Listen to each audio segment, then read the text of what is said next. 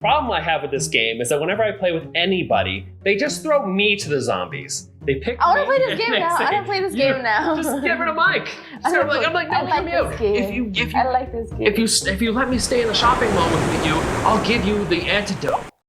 What's up, everybody? Welcome back to the channel. If you're new here, I'm Mike. And I'm Kim. And you're watching Tabletop Turtle. And today we are flanked by giant stacks of board games. I've gathered about 50 games here. So we're just gonna, and Kim's never played probably 99% of them because I haven't played most of them in like 5 years. So we're gonna go through them and I'm gonna pitch them, I guess, to you, at least some of them. And you can decide whether or not we should give it another play or if we're just like, yeah, sell it. Yeah, a lot of these games, I mean, I'm sure they're good for what they are, but they're just better ones today. Okay, let's start off with Steam. Steam's at the top of stack, so I can take that out. But Steam is designed by Martin Wallace, and it's a great Martin Wallace game. It's about building trains. Essentially, we're routes of trains. It offers a lot of strategy, and it plays really well. But in terms of what it is, because it's just a route building train game, there's so many other games that I feel do it a little better. And it's still good. It's still a really good game. Would I like it as much as Great Western Trail? Well, it's not the same thing. Then no, pass. It's not the same thing as Great Western Trail. That's not the game that would replace it. I'm being very cutthroat here. I much rather save a budget for a new game, save a space for new games, than go through games that are good, but not It's one of those things where, like, it's okay. Brass doesn't replace Steam. It's not the same game, but for whatever reason, it provides me this similar feeling. The same satisfaction. The same satisfaction, you know. And if I have 3 to 4 players, I'm probably going to play Brass over Steam. Then why are we even talking about it anymore? Yeah. So, next one. All right. So is it we keeping it or are we getting rid of it? Getting rid of it. All right. Bye Steam. It's a good game though. I like Martin Wallace. All right. I'm cutthroat. Next is Sons of Anarchy. Sons of Anarchy, I got super cheap, and it was like the height of the show. I don't know if you've ever seen the show. No. No? Pass. No, not yet. Wait, hold on. Hearing you out. It's a pretty good worker placement game. Like in terms of, not I'm going to say family friendly because there's murder in it. There's not family friendly. A game of money, guns, and violent consequences. Don't like guns. It's a worker placement game. Pass. But it's a worker placement game kind of like Argent, where you can like mess with other people and. Argent's one of your favorite games. Yeah, but Sons of Anarchy is a good game. We're just gonna keep this game. What? Yeah, we're just gonna keep this game. I'm selling myself, but it's cool. Like because all the places where you can place your workers, it's always different. It's always interesting, and it's a lot of in your face. I think the only issue I had with it is that there are other games that are sort of the same sort of vein, sort of confrontational worker placement that I just like Argent, for example. Do I ever want to play Sons of Anarchy over Argent? I don't. Then why are we keeping it? Pass. I guess. All right. I don't like this video anymore. They call him the... I don't like this video anymore. I quit. The hoarder. All right. Android Netrunner. Going each game one by one. This is never going to end. I'm sorry, guys. You're in here for the next 3 hours. Hold tight. Android Netrunner. Okay, so Android Netrunner. Pass. Okay. No Android Netrunner. I guess this is a dead game. I know there's a big community for it now, but the way I see it right now, I have other collectible card games. I don't living card games. I don't think I need Android Netrunner. But it is a great game. Goodbye. Adventureland, family game.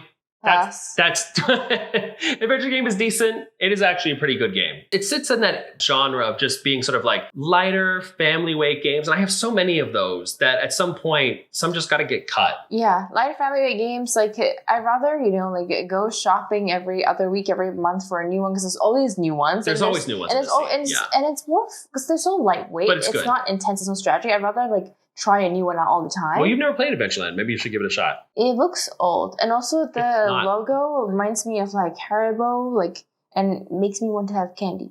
Well, it's Haba. Anyway, next game. Heroes. Heroes is a game that you have never heard of. I guarantee you never heard of. Then pass. But it's pretty good.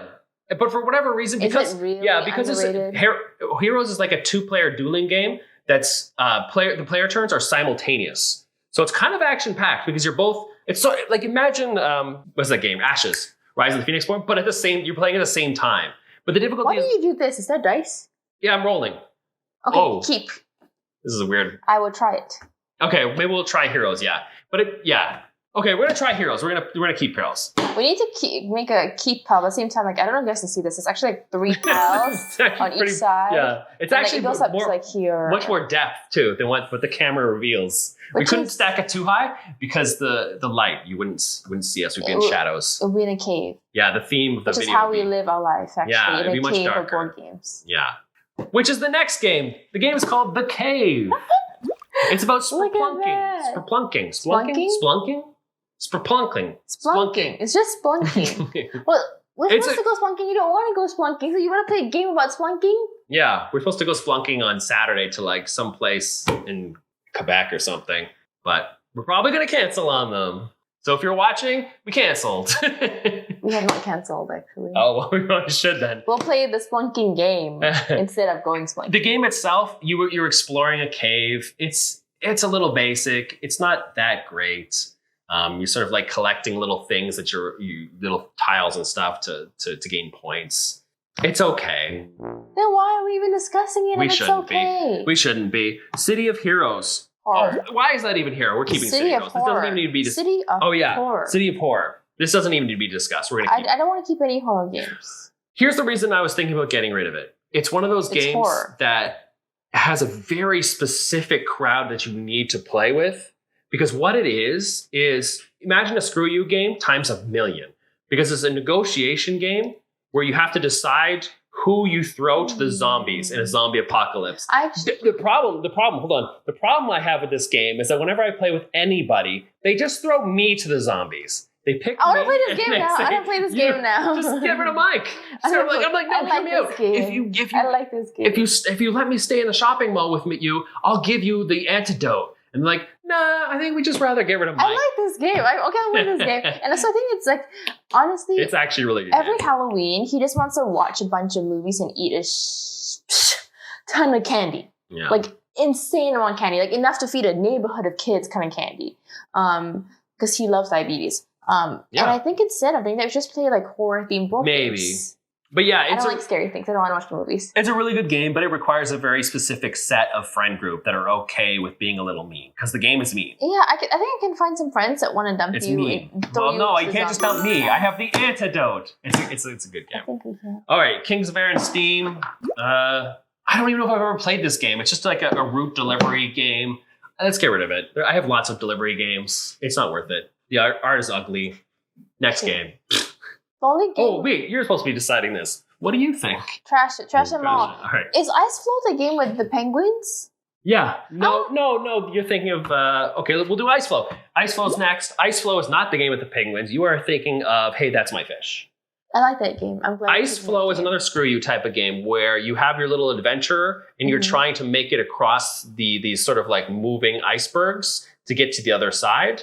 And there's a lot of screwage because there's little resources you can collect, like fish, and it's a polar bear, and you can throw the fish at another player, and the polar bear will go after them.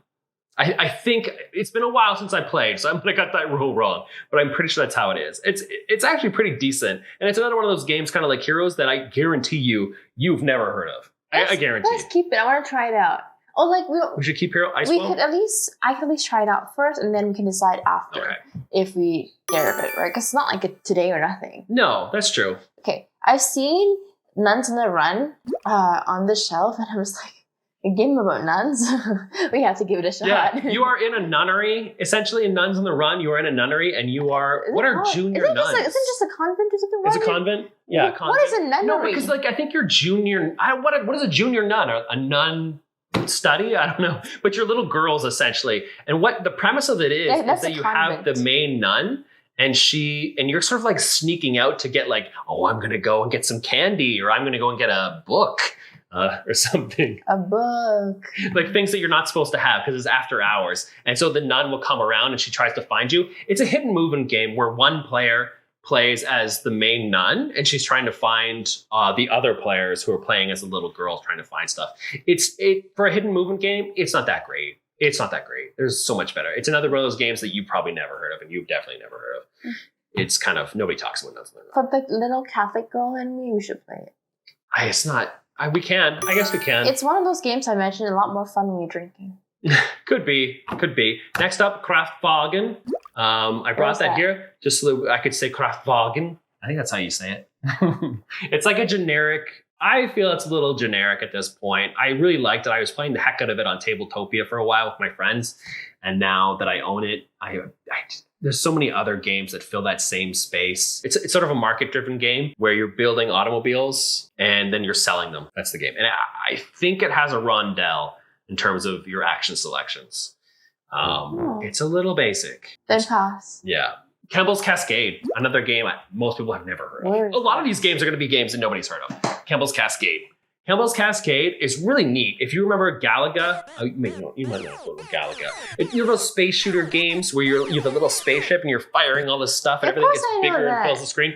Yeah. It's a board game that it does its best to emulate that. And the cool thing is that as you move your little character, you get more power-ups and more weapons. And the boards, you put on new boards each time to simulate going. Cool. It's clever. It is clever.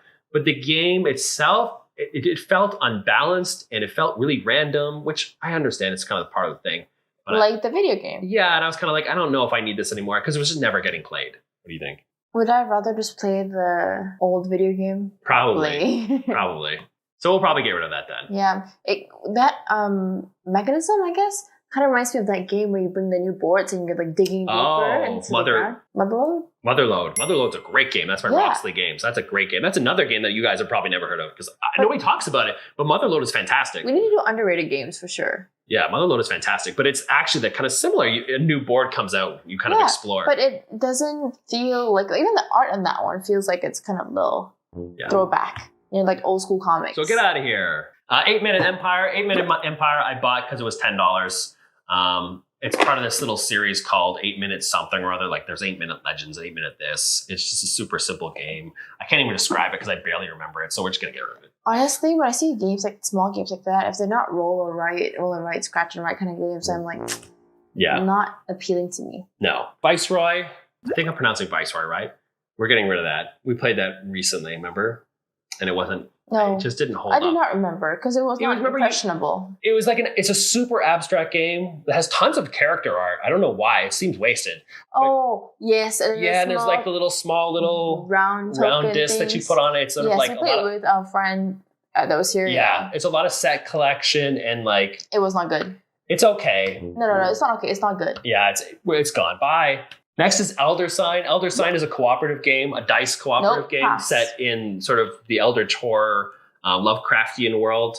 Co-op games. Yeah, we don't play a lot of co-op games. This is not a channel you're going to find top 10 co-op games. I like co-op games. You will. I like co-op games. But they will actually be like, I don't like co-op games. So if we tell you top 10 co-op games, I'm telling you like that's like cream of the crop, like the best you can buy. Because I don't like it's okay. Games. It's mediocre, so chopping block. 878 Vikings. 878 Vikings is a game, I'll admit it, I haven't played it. I bought this like 5 years ago and I still haven't played it. I bought it because we own 1812, and 1812 is brilliant. It's a nice little war game where one side is playing America, the other side is playing Canada, or they wouldn't be known Canada at the time, but United Kingdom. But essentially, they're sort of fighting each other. But the interesting thing is that the dynamic, it's a 3 versus 5, 2. 2 people play on the United States side and 3 people play on the Canada side. It's like a mini war game, but it plays quickly. It's like an hour and a half. Really, I like the dynamic of the 3 versus 5, and I bought this one because it's good for 2 to 4 players. But I just never played it because I didn't like it as much. You like the dynamic when you're on the winning side or losing side? Winning side. If I'm on the losing side, it's a bad dynamic. So we'll probably get rid of it. I haven't played it, so might as well. Thunderstone. Oh man, I wish I could take the box out, but it's at the bottom of the stack. I own everything for Thunderstone. Do you remember Thunderstone? You've played it. It's a deck building game in its purest form, where you're going into a dungeon and you're building up your deck, and it'll have like heroes in it and the weapons that they can use. And you decide like, I'm going into the dungeon, and then you start putting out the strength that you get in your characters, and you try to beat the monsters in the row. Do you remember that? Did I win this game?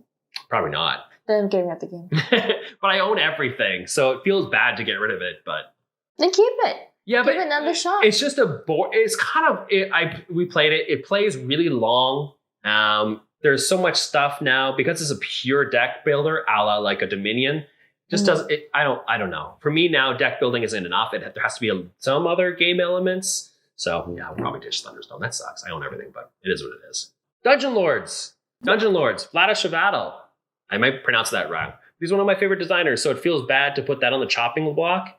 But I never play it. It's like a worker placement game where essentially you are a not a dungeon master, but you control a dungeon and you're sort of building that dungeon out and stuff. But it's really hard. I think one of the reasons it didn't get a lot of plays is it's really tough to explain to new players. So I just didn't bother. Don't blame the game for your bad teaching skills. It's just a tough game to explain. It's not complicated, but there's just a lot of stuff. It's a little old now. I feel like it's showing its wear or its age. And I know Dungeon Patch is supposed to be better. So maybe I should just That's kind of a hard thing, right? Because like we're not just comparing the game to itself, comparing the game to competition it never expected. Oh, exactly. And like I think we need, as board gamers, we need to come to the realization that not all games are forever games. Sometimes it's totally okay to buy a game with the expectation of knowing like, I want to play this for about 5 years and then probably not want to play it again. And that's okay. That's okay. New games come into your rotation. It's cool. Like I could still respect Steam. I played a lot of Steam. I did. I played this a lot, but I just don't want to play it anymore. But I'm still thankful I owned it, you know? I mean, I could say the same with video games. So I think the best comparison is more like when you're a kid. When you're a kid, at a certain age, you might like something, but then a year or two later, you might have something else. Yeah, exactly. But as adults, there's so much hate on like, oh, you can't be like dipping your toes into board games, dipping your toes into miniature games. Expect you to like, if you enjoy the hobby, like all in, full commit. But that's okay to change your mind after a little while. Exactly. Especially with specific games. Next is Steam Park. I bought Steam Park because I loved playing. Do you remember the video game? No. Theme Park.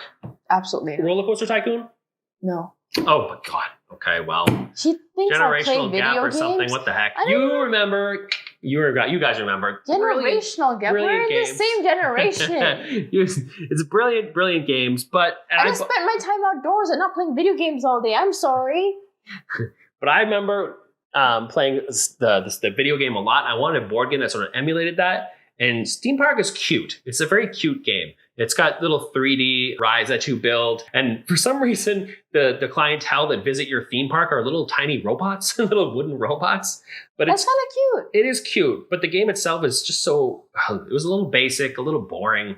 I don't know. Should we get rid of it? Should we sell it? We could try it. I think the idea of little wooden robots or something sounds cute to me. I don't mind trying it. All right, we'll give that a shot. Yeah. All right, we'll keep it for now. Level 7, Omega Protocol. Level 7 Omega Protocol is the one I have the hardest time getting rid of. But I know I'm not going to play it again. And the reason I know I'm not going to play it again, if you're not familiar with that Level 7 Omega Protocol, it's a mouthful to say. It's a one versus many game, which that's one of the strikes against it. But it's like one side plays the aliens and then the other plays. It's like Aliens the movie, basically. But I have Nemesis, and if you have Nemesis, which is a brilliant game, which we should play. You never played. We should play Nemesis. God, we should play Nemesis. It's brilliant. But anyway, because I have Nemesis, I don't know if I need level 7 Omega Protocol anymore. And what's a sad thing is that all the figures are painted. So I think I'm actually going to post this video on wherever I decide to sell this. It'll be like marketing the game. So just remember, guys, it's painted. Yeah, so buy it. Oh, wait, no, we shouldn't post this because we're pooping on a lot of these games. What do you think? What do I think about a game that I never played? Yeah, you've never played. But does it sound interesting? I have so many opinions. Yeah, that's interesting. But also, just play Nemesis. I have also never played Nemesis, so I really have no comparison. Yeah. No vote here. She'll just play Nemesis. Well, I could try playing both. No. And then come back with, like which that I think was better. True. We'll just play Nemesis. It's a brilliant game. Okay. All right. Exoplanets, basic, boring. I don't even want to describe it. You're like building planets or something, but I don't know. Who cares? Moving on. CV I got when I was in Germany. It's all in German. This sounds emotionally scarring. Yeah. I don't even know if it's a good game. I haven't played this in like many years. And I don't remember it, and it's all in German. Goodbye. Get rid of it. Oh, Adventure Time, Card Wars. We're going to get rid of those, I think. Adventure Time, Card Wars. Have you ever seen the show, Adventure Time? I've seen episodes. Oh, it's a brilliant show. We should definitely watch it. The game itself, it's emulating the game that they play within the show, which is essentially like almost a Magic the Gathering rip. And I still have my battle phase. Hiding in the useless swamp. The immortal maze walker. I love corn! It actually, like, it's interesting. When you play your characters, you play them in a lane, essentially. So instead of just playing them open on an entire table, there's 4 separate lanes, I think. And so you can have this guy matching up against this guy. It's interesting, but to me, it felt a little basic, and I think I'm just going to get rid of it. What do you think? I don't particularly care for Adventure Time, so I don't really particularly care for the card game. And if it emulates Magic, I'd rather just play Magic. That's fair. Yeah, exactly. If you don't like Adventure Time, the show, or if you don't really have any like appeal for it or emotional appeal, you probably won't be interested in Adventure Time. It's like how we feel about Disney Villainous. Maybe, yeah. Arctic Scavengers. Arctic Scavengers is a great game, but it's another one of those like almost pure deck building. Oh, I got something interesting to say about Arctic Scavengers, I think. Dune. I think Dune was heavily inspired by Arctic Scavengers. And a lot, I don't know if the designers have said that, but I feel like it must have been. Because Arctic Scavengers is a deck building game where at the end of the usual stuff, like I'm getting my resources, I'm buying more cards, etc.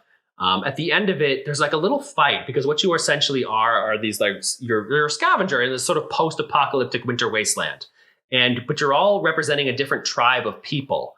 And at the end, you all come in to fight for a resource like Dune, where the cards that you hold for the end of the round, instead of using for the round itself for like resource gathering, become the combat strength that you use to fight for the resource at the end. Which I think I feel pretty confident saying this. I think that's one of the first games that if it didn't invent that concept, at least popularize it, because Arctic Scavengers was pretty popular. No, I want to try it because I really like Dune. It's not solid. Because of like the Dune like movie and books. It's like the Dune, like the play itself. I really enjoy it. So okay, well maybe we should keep it and give it another shot because I have the expansions there too. Everything is subject to further testing. Yeah, we can play some more and then. All right, we'll give it another shot. The next is Valeria Card Kingdoms. We actually just bought Bad Company. And to me, these sort of occupy the same space where you have Valeria Card Kingdoms. You sort of Machikoro, you roll a die, and then you're sort of building up. The die can give you the resources. If you I think a lot of games you compare, like, okay, it's like this specific game that's really popular, people know about. Yeah. Then, like, what's the point of keeping a dupe for it if it's not as good as the original? Yeah. If it's better, then different story. Yeah. Like, unless you really like that theme, like if you really like, I don't even know what that's called. It's like dice. Let's just call it dice building. I don't think that's what it's called. But if you really like that mechanic of like beefing up your dice and you want to own like Machikoro, Valeria Card Kingdoms, and Bad Company, all the power to you. But for us, a lot of these sort of like subgenres or mechanics, let's say, we only need to own like 1 or 2 of those types of games. Yeah. And so we're just going to pick the best ones. Yeah, why wouldn't you? Yeah, exactly. Right? And the best ones might be subjective to like our preferences and theme and specific gameplay and player count. That definitely affects it too. We play most games 2 player, if not 3 or 4 player. Don't really go bigger than that. So probably chop block. Yeah. Yeah. Okay. Oh, Takinoko. You've played Takinoko. With pandas. You go. Tell me about Takinoko. There's bamboo and Do you remember it all? No. It's a family level game. It's very cute. Don't remember. You're playing these cards and you're cutting down bamboo shoots and collecting like little sets of things, little sets of bamboo shoots. And the panda goes around and he eats the bamboo. I don't know what you guys see in the box the same as what I see, but this is a guy like scratching his head. That's me. That's not even me looking at the game being like familiar, I guess. But yeah, family games unless they're like phenomenal. Yeah. So rare. They don't. It's a heavily competitive space. Like if you're talking about like family games, like lightweight games, there's so many. Yeah, and like at that point, it's like you only need a few because we play with a lot of gamers too that are more into the heavier games. Yeah. We're not going to bust out Takinoko. It's a fine game though. Even if we want to have more, I feel like you just want to switch them out. Yeah. Because even if the friends that come over to play light games, or like if you're playing like at the beginning of a game day kind of thing, you play a light game, they don't want the same game every time they come back. No. Right? All right. It's not so chop it. Game. I guess so. I'm sorry.